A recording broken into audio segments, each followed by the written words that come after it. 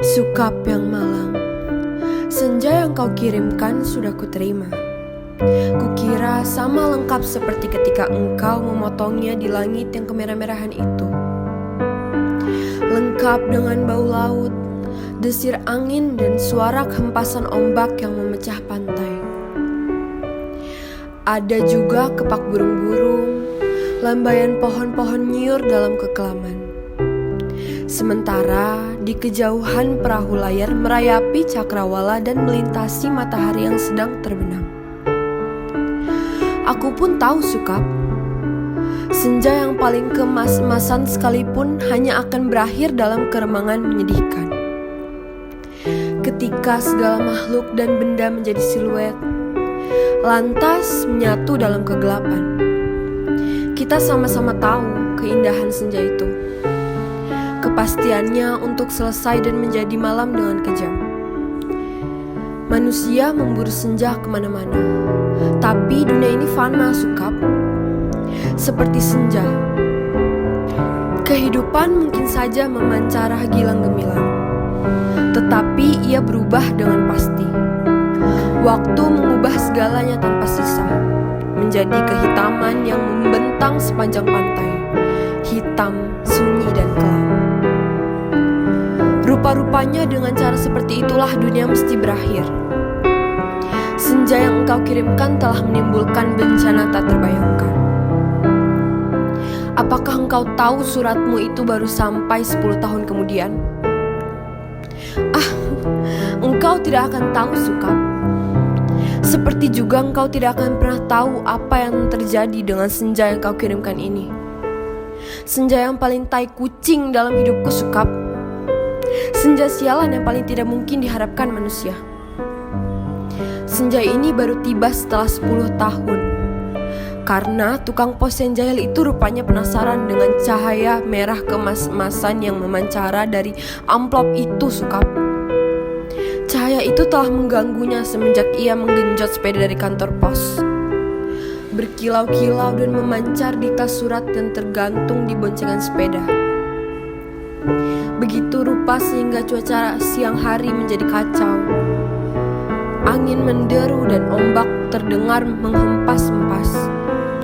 Meskipun ia bersepeda mendaki bukit kapur, demikianlah, maka ia suatu ketika berhenti.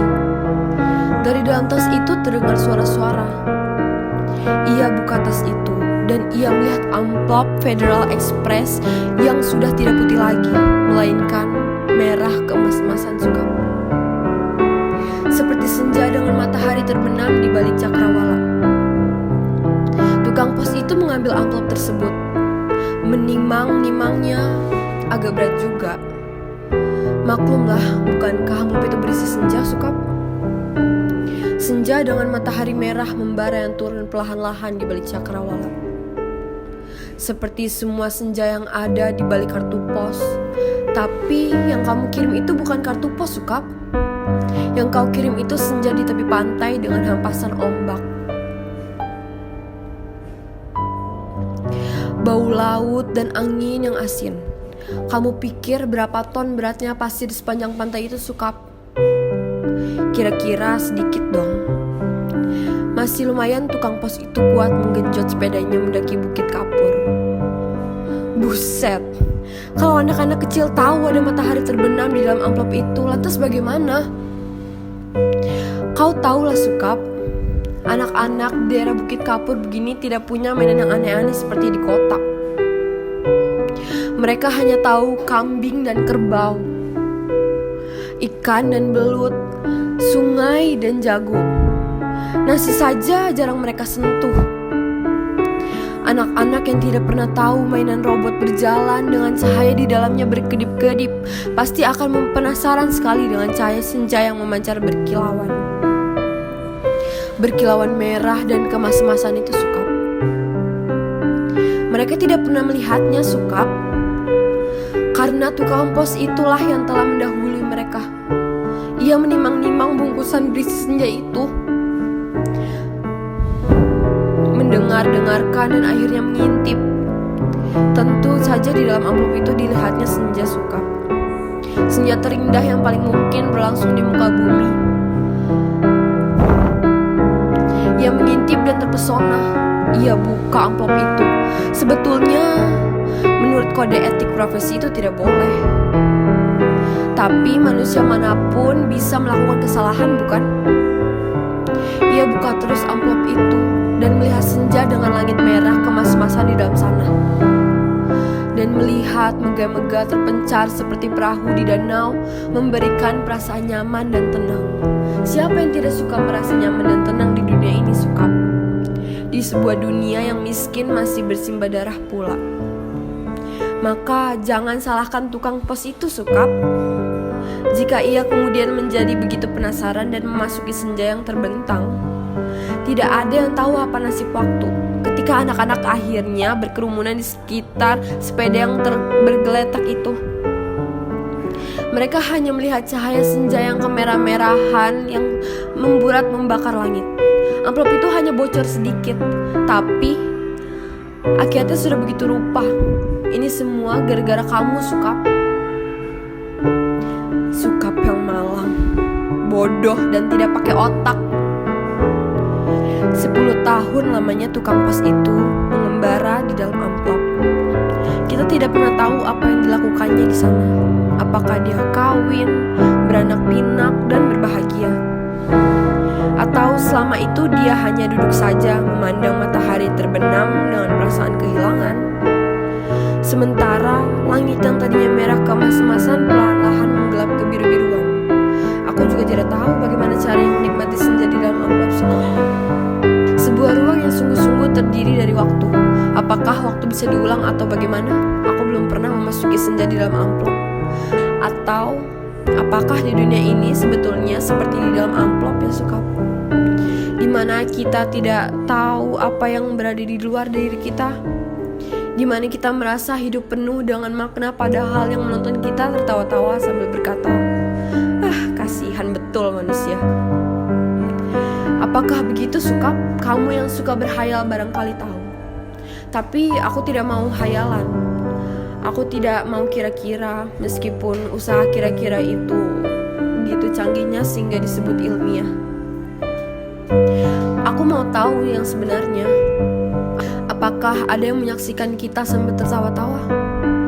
Kalau iya, apalah artinya hidup kita ini, Sukap? Tidakkah nasib manusia memang seperti ikan yang diternakan hanya untuk mengisi akuarium di ruang tamu seseorang yang barangkali juga tidak terlalu peduli kepada makna kehidupan ikan-ikan itu? Aku tidak pernah tahu. Tidak ada seorang pun yang tahu apa yang dialami tukang pos itu di dalam amplop. Sampai ia keluar 10 tahun kemudian dengan wajah bahagia. Ia sudah 10 tahun menghilang di dalam amplop, tapi ia tidak tampak bertambah tua. Apakah waktu di dalam amplop tidak bergerak? Tepatnya, apakah senja di dalam amplop tidak berhubungan dengan waktu? Apakah waktu di dalam amplop tidak bergerak? Tepatnya, apakah senja di dalam amplop tidak berhubungan dengan waktu? Apakah tidak ada waktu di dalam amplop Federal Express itu? Apakah aku harus peduli dengan semua ini, Sukap? Apakah aku harus peduli? Kamu betul-betul merepotkan aku, Sukap, dan lelaki tidak tahu diri.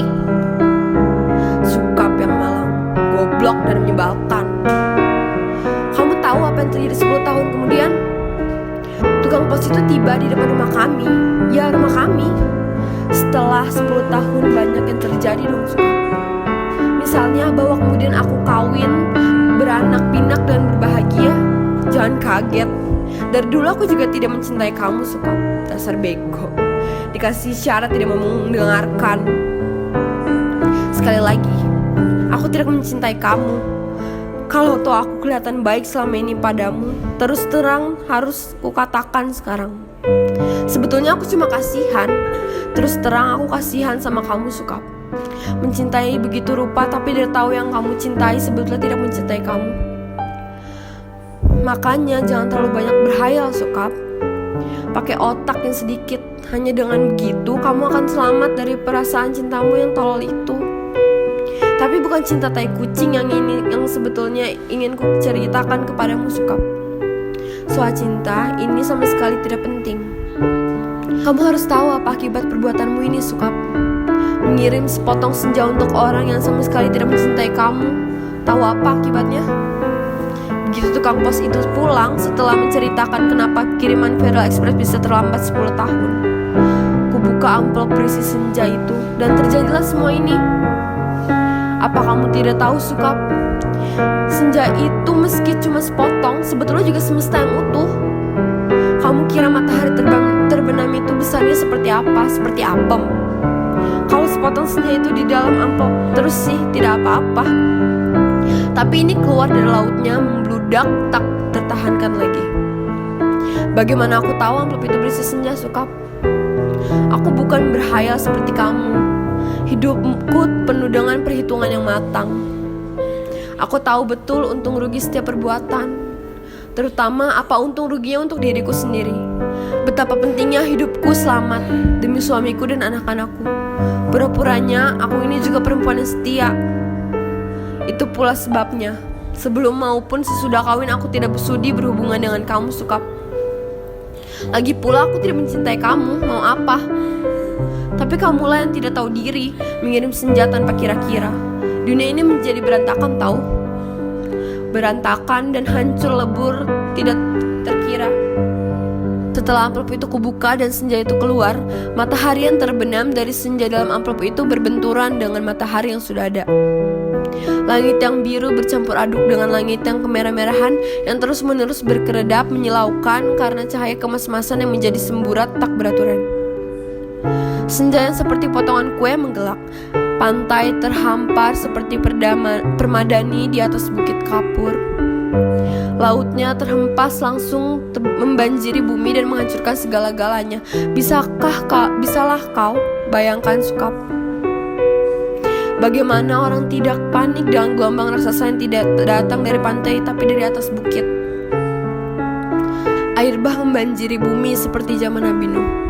Dunia menjadi gempar. Tidak semua perahu yang ada cukup untuk seluruh umat manusia, kan? Lagi pula, sampai kapan kapal dan perahu itu bisa bertahan? Tiada satu kota pun yang selamat. Lautan dari senjamu yang membuat langit merah membara itu menghempas dan membanjiri bumi dengan cepat sekali. Gedung-gedung pencakar langit di setiap kota besar di seluruh dunia, gunung-gunung tertinggi di muka bumi, semuanya terendam air. Sukap, bumi ini sekarang sudah terendam air. Di mana-mana air dan langit senja tak kunjung berubah menjadi malam. Segalanya kacau, Sukap. Gara-gara cintamu yang tak tahu diri. Sukap yang malang, paling malang, dan akan selalu malang. Aku menulis surat ini dengan kertas dan pena terakhir di dunia. Di atas puncak Himalaya, di depanku ada sebuah sampan kecil dengan sepasang dayung dan sebungkus super mie. Itulah makanan terakhir di muka bumi. Sisa manusia yang menjadi pengembara lautan di atas kapal dan perahu telah mati semua karena kehabisan bahan makanan maupun mayat teman-temannya sendiri. Manusia memang banyak akal, tapi menghadapi senja dari dalam amplop itu tidak ada jalan keluar. Banyak orang mempertanyakan diriku, kenapa aku membuat dirimu begitu cinta menggebu-gebu, padahal cinta secuil pun juga tidak. Itu kepadaku dan tumpah ruah membanjiri bumi. Tapi coba katakan, tapi itu bukan salahku, tak suka. Aku tidak mau disalahkan atas bencana yang menimpa umat manusia. Mengapa cinta harus menjadi begitu penting sehingga kehidupan terganggu? Ini bukan salahku. Air laut kulihat makin dekat. Setidaknya setengah jam lagi tempat aku menulis surat ini sudah akan terendam seluruhnya. Aku akan naik perahu, mendayung sampai teler, makan super mie mentah, lantas menanti maut. Akan kukirim kemana surat ini? Barangkali kamu pun sudah mati, Suka. Semua pengembara di lautan sudah mati. Sedangkan di puncak tertinggi di dunia ini tinggal aku sendiri. Dari hari ke hari memandang senja yang selesai, di mana matahari tidak pernah terbenam lebih dalam lagi. Semesta dalam amplop itu telah menjadi pemenang dalam benturan dua semesta. Namun semesta dalam amplop itu cuma sepotong senja, sehingga dunia memang tidak akan pernah sama lagi. Kalau aku mati nanti, bumi ini akan tetap tinggal senja selama-lamanya. Dengan matahari terbenam separuh yang tidak pernah turun lagi, langit merah selama-lamanya, lautan jingga selama-lamanya, tetapi tidak seorang pun memandangnya. Segenap burung sudah punah karena kelelahan terbang tanpa henti. Tinggal ikan-ikan menjadi penguasa bumi. Di kejauhanku lihat ikan-ikan paus merah yang menjerit dengan sedih. Sukap, aku akan mengakhiri surat ini, akan kulipat menjadi perahu kertas dan kulayarkan ke laut lepas. Bukan tidak mungkin surat ini akan terbaca juga, entah bagaimana caranya. Namun siapapun yang menemukannya akan membaca kesaksianku. Jika tidak, aku pun tidak tahu apa nasib waktu. Kupandang senja yang abadi sebelum melipat surat ini. Betapa semua ini terjadi karena cinta. Dan hanya karena cinta, betapa besar bencana telah ditimbulkannya ketika kata-kata tak cukup menampungnya. Kutatap senja itu. Masih selalu begitu, seperti menjanjikan suatu perpisahan yang sendu. Selamat berpisah semuanya. Selamat tinggal. Alina, Pondok Aren, Sabtu 10 Februari 2001.